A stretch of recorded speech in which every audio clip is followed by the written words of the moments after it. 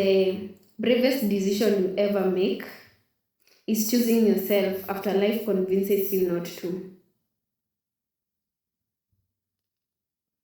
Hello, welcome to BTS-Talk, Beyond the Silent Talks, where healing finds a voice. I'm your host, Faith Gaduki. Thank you for opening another chapter with me. Over the past few chapters, we've talked about silence, healing, having the courage to be seen, and believing that our stories still matter, And today, I'd like us to talk about something that quietly changes everything. Like abruptly. Choosing yourself again. Have you ever had people talking about, I will choose myself again and again and again? Mostly in relationship, mostly at work, mostly in families, mostly all over. I will choose my personal health. I will choose my well-being. I will choose my mental health first. I will choose myself. That has been a talk of town for a very long time. Everywhere you go, you hear someone say, I'll choose myself. I'm choosing myself. So today, I'd like to share 5 lessons I've learned about choosing myself again. This wasn't a decision I made overnight. It came through healing, disappointment, rebuilding my confidence, and realizing that I deserve the same love, the same patience and compassionate I so freely gave to other people. I used to believe like those people are the one who need that compassion, but I didn't know like you cannot give what you don't have, and you cannot give from an empty cup. That needs to be fueled on your heart so that you can be able to transition, to transform it to someone else, So choosing yourself isn't selfish. For a long time, I thought putting myself first meant I was neglecting other people. So I kept giving, helping, showing up, even when I was exhausted. Healing taught me that choosing yourself isn't selfish, and I would really want people to learn this. Healing will help you get to know that the same thing you're doing to others also deserve to be done to you. And sometimes it starts with you doing them to yourself so that you can teach other people how to do them to you.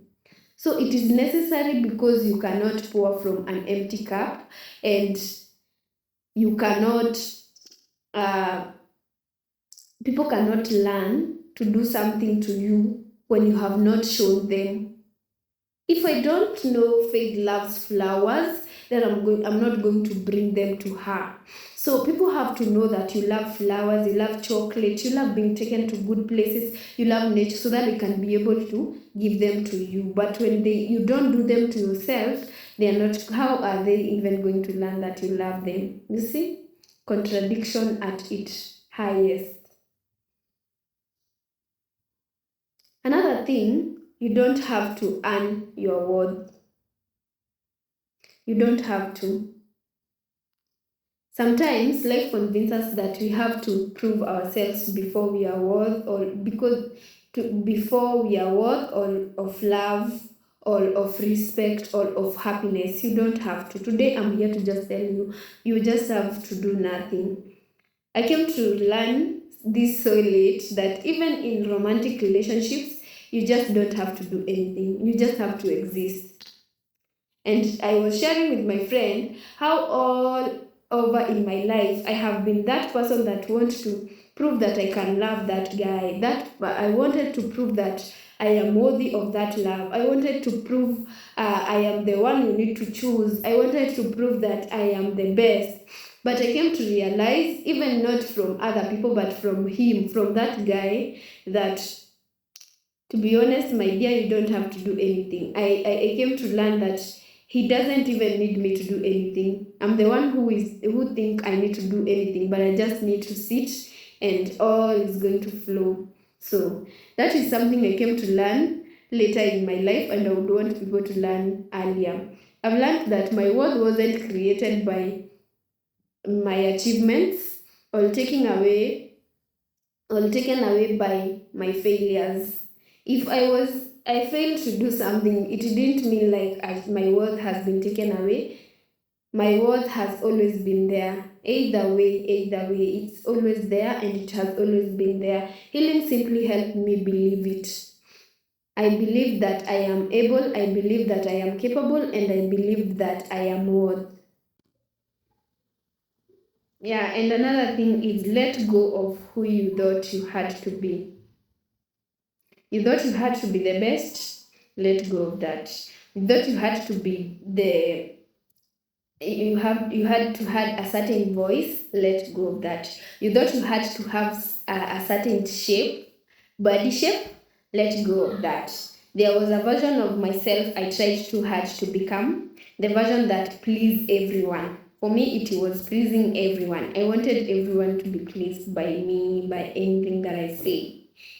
The version that never disappointed anyone. I wanted that version that, hey, Faye will not hurt you. Faye will do everything for you. Faye is that type of a friend who will go up and down just to make you happy. It's not a bad thing, but it shouldn't be like it has to happen like that. Never, Faye is someone who never needed help. I mean, she's perfect. Why would she need help?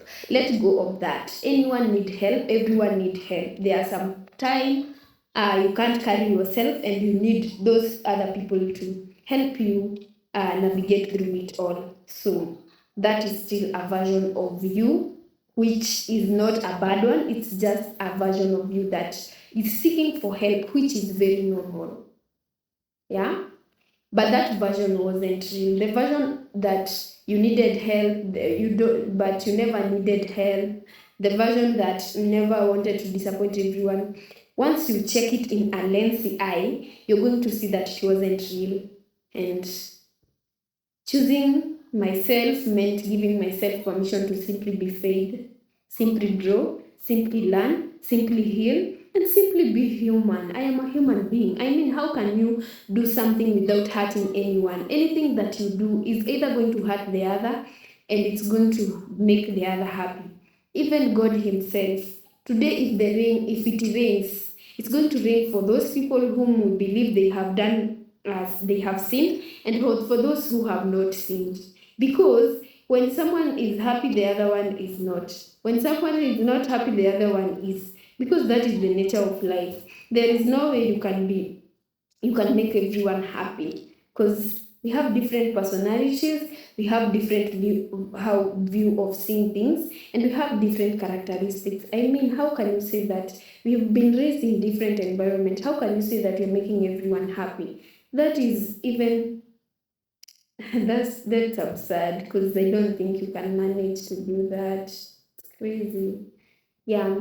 And another thing, your future deserves your attention more than your past.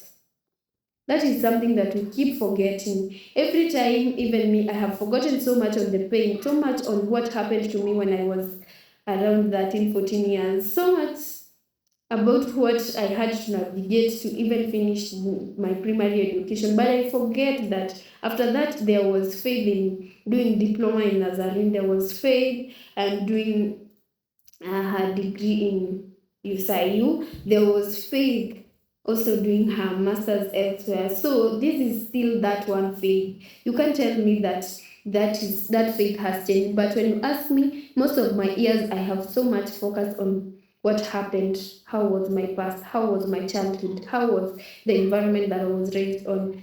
And so you find sometimes it's insignificant, because tell me why right now I might be thinking about that and I have a lot of things that have happened that I need to even think about. Our past teaches us, but it shouldn't imprison us.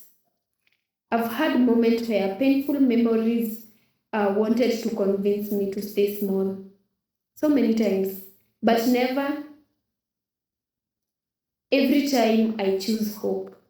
Every time I would think about, what if I give it a try? What if I face those fears? And every time I applied for another opportunity, I remember I am that small. Every time I start another dream, I feel like I'm smaller than that dream. Or pressed record on another podcast, I think, is it okay? Is it good? Feeling like you need to be perfect, feeling like your story needs to be perfect.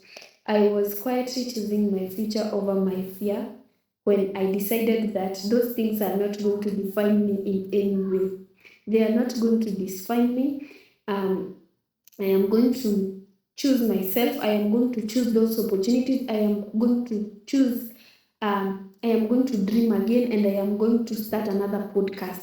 I made sure that I am pushing myself beyond those minor things that kept reminding me of my past.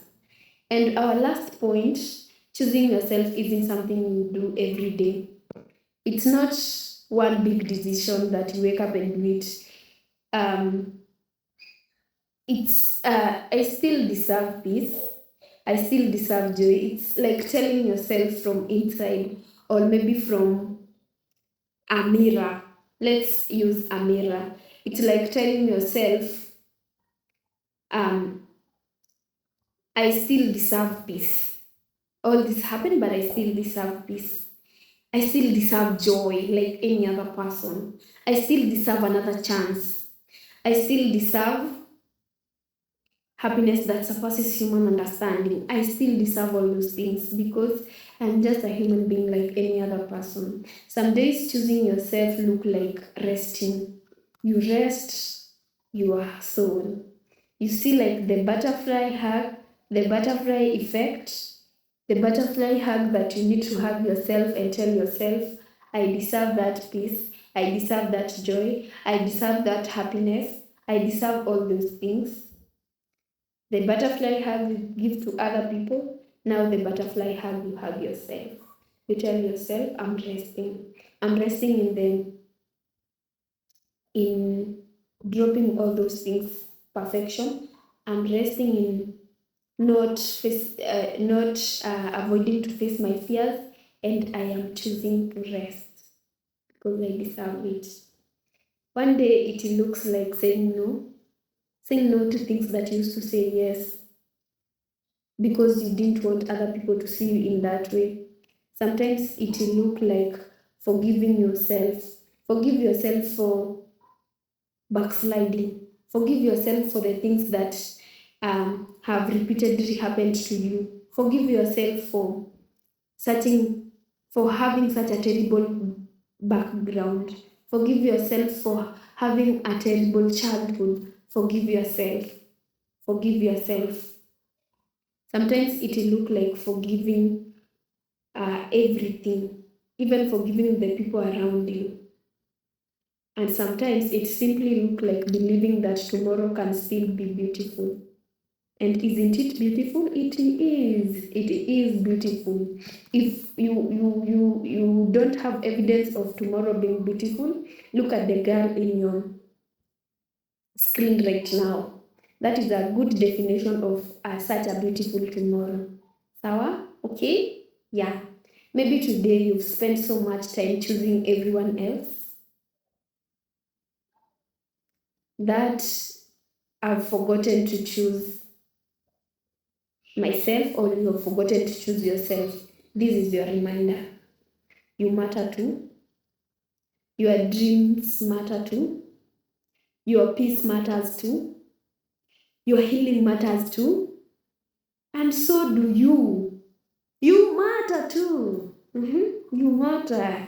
Everything about you matters too. Sawa. The same way it matters for someone else, the same way it matters you as well. Or everything about you matters as well. Sawa. If there is one thing I hope you remember after today's conversation is this, and today I've loved this conversation. I feel like it was like talking to me directly.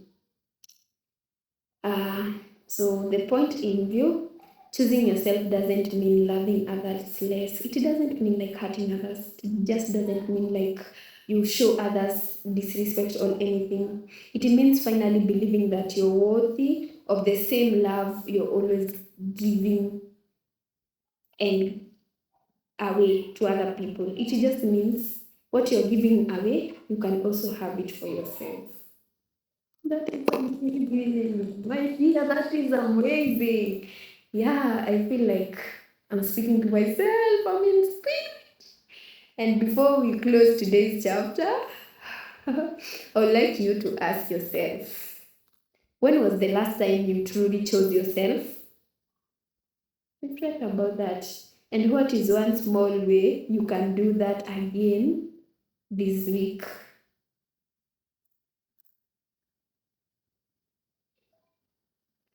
Sit with that question and reflect, my dear. Sit with that question and reflect. You might be surprised by the answer. Oh my, you might be surprised by the answer, my dear. Thank you for opening another chapter with me. If today's conversation encouraged you, share with someone who may need this reminder. Until our next chapter, keep being the better version of yourself. Choose hope, choose healing, and don't forget to choose yourself. Choose yourself every day, every time, every moment. Choose yourself.